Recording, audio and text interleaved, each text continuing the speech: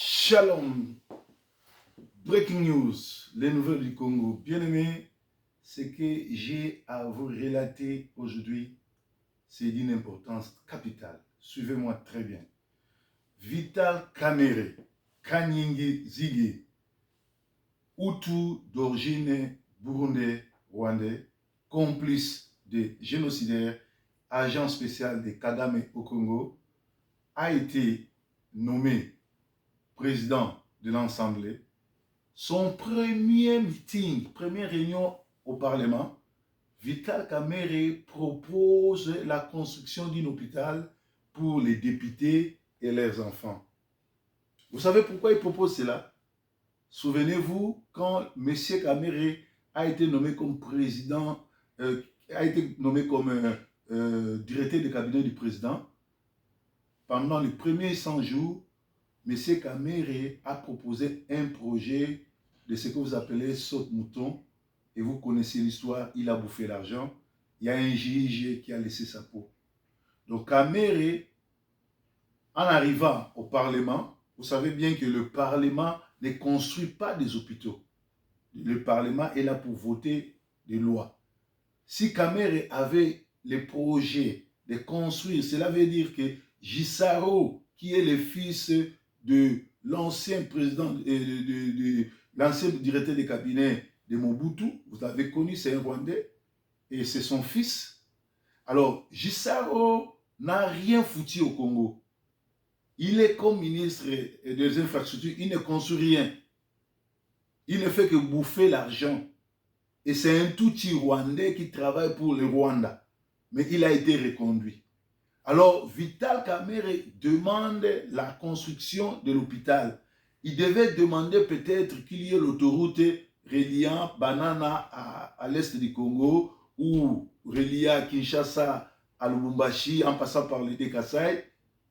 Parce que Gisaro est le fils biologique de Bisengimana.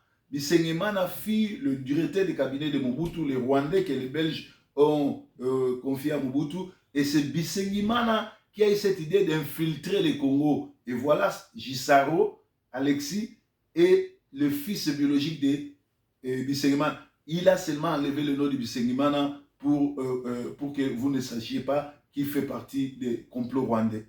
Alors maintenant, Vital Kamerhe, au lieu de voter des lois, au lieu d'augmenter le salaire de policiers, de soldats qui protègent le pays, qui se battent à l'est et un peu partout, mais lui, il propose la construction d'un hôpital plutôt, tout simplement parce qu'avec ces projets-là, il va sortir beaucoup d'argent comme Mobutu, comme Kabila avait fait avec les 5 chantiers. Il n'a pas construit qu'un seul chantier. Ils ont fait ça avec le projet de 100 jours. Et maintenant, au Parlement, il réitère avec ses ambitions de voler à la caisse de l'État. Voilà ce que Vital Kamerhe est venu faire.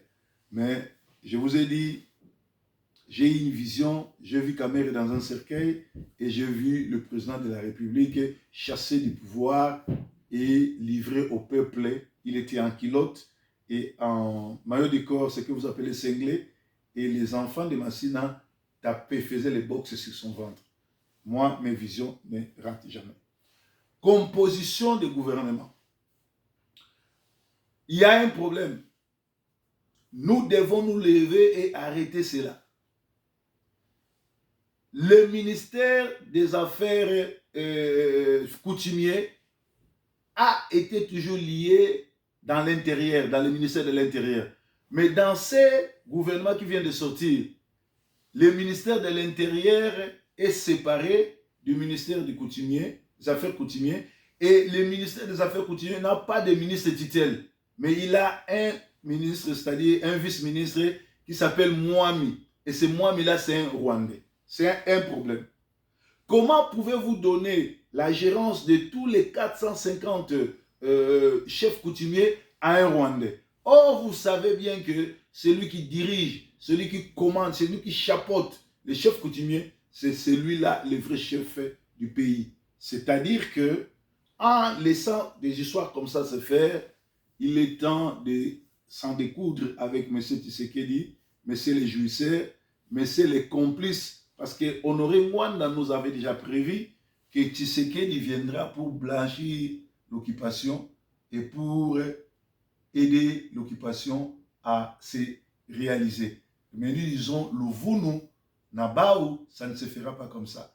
Donc, Bazui, ministre, il y a affaires coutumier, ministère intérieur, mais chose grave, ministère wana ezana ministre titelte, ezaka na sous ou ezaka na vice-ministre, il y a affaires coutumier, mais aza mwami, ceux qui commandent nani un Rwandais. C'est-à-dire batiki mutuana azwa pouvoir à Congo, asololaka na ba chef coutumier et boyebi ba Rwandais bien, ba ko tia poison na ba chef coutumier, ba ko introduire to ba ko infiltrer ba chef coutumier na bango na bamboka na biso. Donc Congo et Kozala Sikoyo, na tous les 450 tribus na biso tozanango, et Kozala ba Rwandais, ba tobakoma ba chef na biso do, bazali ko déposséder biso mabele et loko futo telemenango et salamate.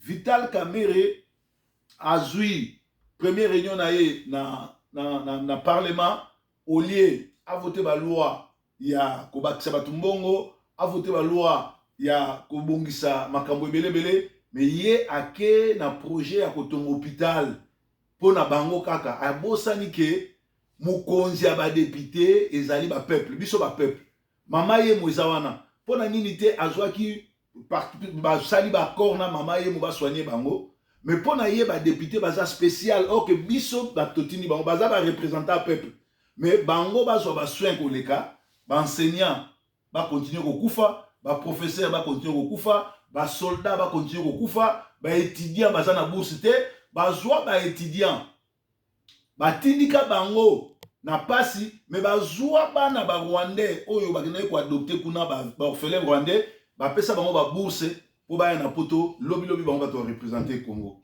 tala ba jeune bango bazo sala boye ba te nzoka Christian Bosembe papa na ye aza mongo mama na azali tout rwandaise yango bomona kaye azaka toujours attaché na Nyakeru parce que ezali boule na bango bazo récupérer bana bandeko na bango baya ko diriger Congo lobi pe bazwi ba Rwandais mingi batindi bango na étranger baya otanga ba classe pe bango batu baza bongo ko représenter Congo na ba institution do likambo congolais to telema ezali bien te yango na lobaki na breaking news alelo makambo na zo sabino eza très important to zongo sérieux parce que makambo zo na Congo eza makambo moko ya pasi ya mawa pe esengeli to telema to benga na Tshisekedi parce que azali ata na bolingo moko te pona Congo na basango kaka ya Congo tozali na masango ya culture côté ya culture tozokende kolobela bomoni bien tozali nanu na mawa ya ndeko na biso un des baoba ya culture c'est-à-dire ya religion ya culture te ya religion eza bongo pasteur Baruti auti kotika biso nzambe apesaki nzambe azwi pasteur Baruti atiko sala matin na suka ayebisi bato ke William Branham aza nzambe te parce que ba branhamiste baza ba idolâtre yango moni bato ba lifoko du ciel il faut pas boka la musique na bango parce que Bible lobi les idolâtres n'hériteront pas le royaume des cieux. Paix et mes condoléances na famille ya pasteur Baruti to koti sikoyo na kaka na religion Mike Kalambai na Moïse Miye bazali deux adorateurs à Satan o bazo sa la concurrence na bango na kokendaka na ba stade ainsi par-ci par-là bit na bango ezali ya ba concert na bango ezali ko yiba beto la bato ko envoûter bato ko bebisa vie ya bato alors bino nyonso oyo bozali bongo ba fana kwiti parce que topekisaki musique na Congo bomona biso mabe nzoka bita musique ali pona ko distraire congolais tala congolais peuple moko sous la distraction banda le 1er janvier ti le 31 décembre ba lexarata ya ba discussion ya kofingana ya ba musique ya makambo ezanga ebele musique eza pona biso za culture na biso sengeli ba sala ngo mais ezo mema distraction mingi tala siko banda musique ezongi bomoni distraction bomoni ba envoûtement Moïse Mbiye a kendeki na stade bomonaki ndenga salaki culte diable invité le spécialiste qui Matou Samuel le spécialiste a olia basi na ye na frère Patrice Oboyebi pe a mutu ya misala mabe frère Ngebe. Voilà. Alors na masolo ya Congo ou ya culture ya biso ya musique mondaine tozo kende kopesa conseil na ndeko na biso Fally Ipupa o toyebi na koma Ntimba. Miziki ya Congo banda e banda toyebi ka eloko moko yemba lata bina eza biloko misato. Alors oyo ye olie asala l'effort ya koyekola koyemba lokola faire egola batarenge les meilleurs artistes congolais oyo ayebi koyemba ayebi kolata oyo atondisi bestade mpe azosala mosala komatisa culture na biso mpe aza mobali ya solo aza deux fois te.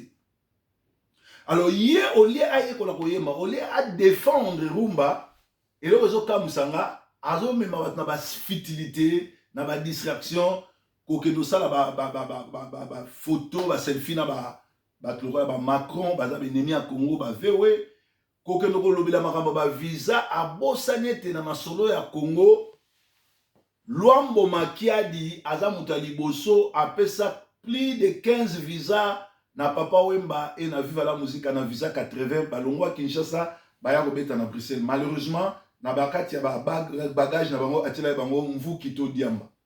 Donc soko pesi batu 3 visa 4 visa kolobela ngo te pose net biso ba proverbe na sina pesa 26 personnes visa siko na pesa susu 5 visa pour 31 oyo ba membre de famille na ba bana ba master. Donc soko zo sala biloko bongo za mutali boso te pour Luambo sala yango. Breaking news maté a pété. Ezali bongo Didier Forme en direct à Mongalema. Soki Yesu non a été tukutani lisusu. Yesu aza mokonzi. Merci. Mbote na yo na Paris. Effacer les tableaux. Merci.